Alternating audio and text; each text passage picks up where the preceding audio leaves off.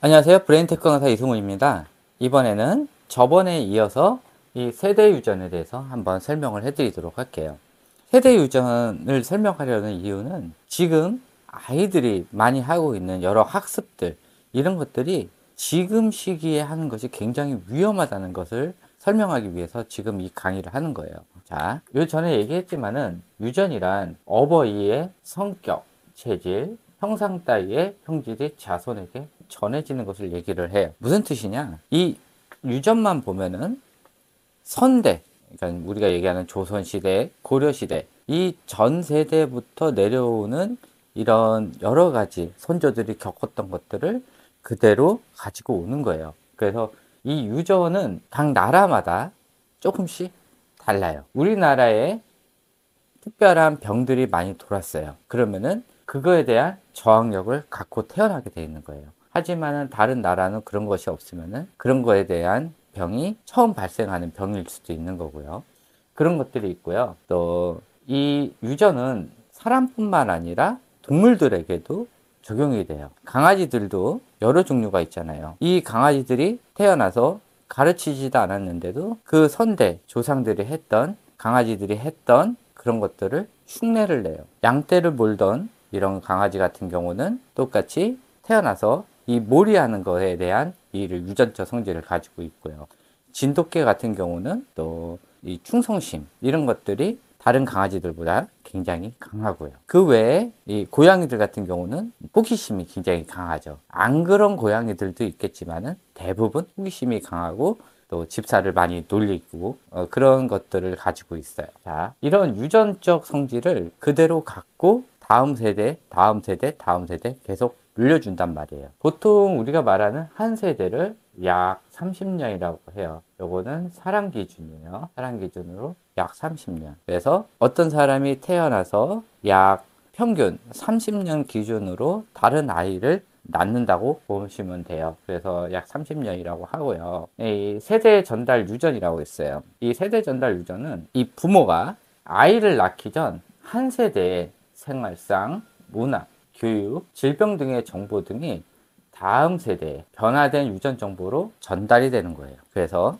지금 아이들이 학습하고 있는 것들, 또 여러 문화들을 겪고 있는 것들, 이런 것들이 성인이 돼서 본인의 아이를 낳을 때 변화된 유전 정보로 들어가게 되는 거예요. 뭐 그 문화를 같이 생활했던 이런 부모도 있을 거고요.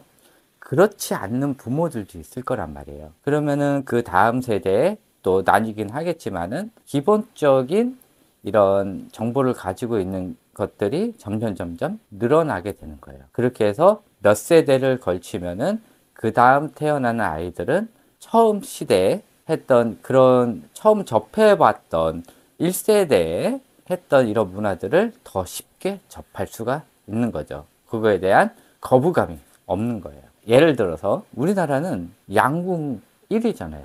신기하지 않아요? 세대가 계속 바뀌는데도 우리나라는 항상 1위예요. 브라질 세대가 계속 바뀌는데도 축구 강국이에요. 세대가 바뀌면은 한 번 더 뒤집을 수 있을 거라고 생각을 할 수도 있어요. 그런데 웬만해서는 바뀌지가 않아요. 그런 것들이 우리나라 선조들은 옛날부터 전쟁을 하면은 활을 많이 쐈어요. 그리고 활을 얼마나 잘 쏘냐에 따라서 이 무관에 이런 점수를 매겼죠. 그리고 거의 주 무기가 활이었어요. 그러니까 대부분 활을 잘 쐈단 말이에요. 그런 유전적인 정보가 계속 남아있는 거예요. 그래서 우리나라 사람들은 이 양궁을 잘하는 선수들이 굉장히 많고 정확도도 굉장히 높아요. 축구 강국인 브라질 같은 경우도 마찬가지 축구에 관련된 유전적 정보가 그 밑에 세대 계속 이어지고 축구를 또 대부분 좋아하기 때문에 그 다음 세대에 나오는 아이들이 굉장히 축구를 잘하는 편이에요. 이런 식으로 각 나라들마다 이 특징이 있고 또 종마다의 특징도 있어요. 황인종, 백인종, 흑인종.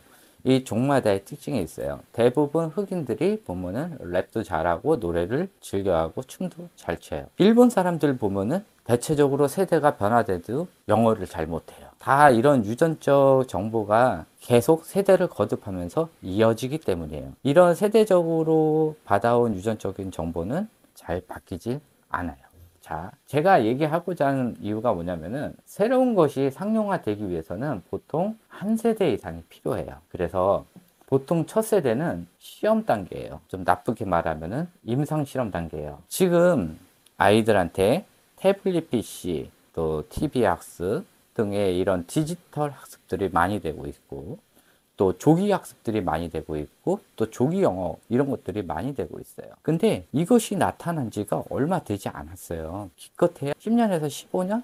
15년 전부터 슬슬 시작하면서 본격적으로 이렇게 왕성하게 되기까지는 뭐 7년도 채 안 됐어요. 보통 한 세대가 지난 다음에 이것이 옳은지 안 옳은지가 다음 세대에 태어난 아이들의 적응도를 보고 알 수가 있거든요. 그런데 이 첫 세대는 시험 단계이기 때문에 이 시험 단계에 많은 아이들을 그것을 하게 하면은 임상실험 데이터가 쌓이게 되는 거예요. 다시 말해서 지금 이 학습들을 하는 것들이 시도하는 업체나 지금 하고 있는 업체나 이 업체에 임상실험 데이터가 쌓이고 있는 중이에요. 그런데 이 아이들이 아직 어려요. 그래서 이것이 성공적인지 실패적인지 현재 알 수가 없는 상태예요. 기껏해야 약 10년 전 실시를 했기 때문에 그때 실시했던 아이들이 인제 20살도 안 된 상태예요. 그래서 이것이 아직 성공적인지 실패적인지 알 수가 없고요. 본격적으로 어린이 영어 학원이나, 그러니까 영어 유치원이라는 말은 없어요. 그거는 만든 말이고요. 어린이 영어 학원이에요. 어린이 영어 학원이나 아니면은 많은 조기 교육 학원들, 또 조기 유치원들, 이런 것들이 현재 시험 단계 과정이에요.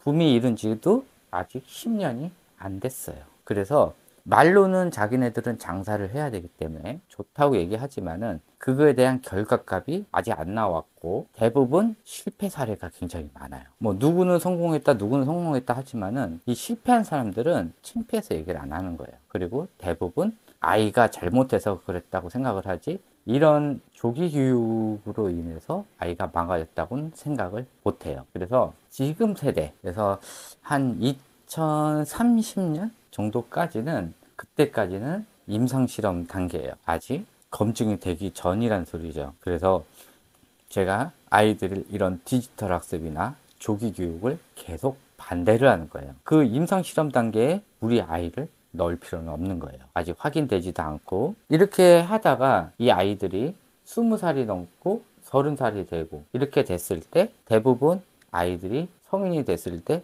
문제가 생겼다 하면은 또 이것도 여러 가지 원인이 있겠죠. 이 조기 교육이 문제였는지 아니면 조기 교육 이후에 학교 가서 문제가 됐는지 이런 것들도 또 밝혀내야 될 문제예요. 근데 아직까지는 이 조기 교육에 대해서 별로 좋은 의견은 없어요. 대부분 부정적인 의견이에요. 그런데 왜 많은 어머니들이 하고 있나? 부정적인 의견에 비해서 업체들이 너무 많은 거예요. 그리고 아직까지 우리 부모님들은 대학교, 특히 좋은 대학교를 나와야 이 아이가 성공할 수 있다라고 생각하시는 분들이 굉장히 많아요. 그렇기 때문에 이 좋은 대학을 보내기 위해서 여러 가지 것들을 어렸을 때부터 하게 되는 거죠. 하여튼 남들이 하고 있는데 우리 아이만 안 하면은 뒤떨어진다라고 생각을 하고, 학교를 갔을 때도 다른 아이들은 다 하고 있는데 우리 아이만 안 하고 있으면은 또 문제가 된다고 생각을 해요. 그런데 그렇게 해서 다 하고 왔던 아이들의 한 90% 정도는 학교에 가서 초등학교 3, 4학년이 지나면은 다 공부를 접게 돼요. 아이러니하죠. 그만큼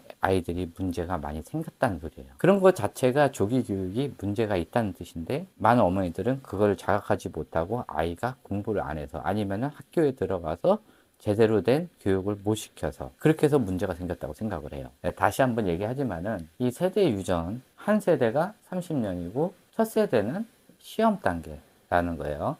그리고 지금 하는 디지털 교육 학습, 조기 교육, 이것도 현재 시험 단계예요. 아직 데이터가 나오지 않은 상태예요. 그래서 지금 하고 있는 아이들 이런 것들이 현재 임상실험 단계라는 거 꼭 알고 계시고요. 그 임상실험 단계에 우리 아이를 넣느니 마느니 하는 거는 부모의 선택이에요. 저는 굳이 여기에 우리 아이들을 넣을 필요는 없다고 생각을 해요. 점점 아이들이 이상해지고 있어요.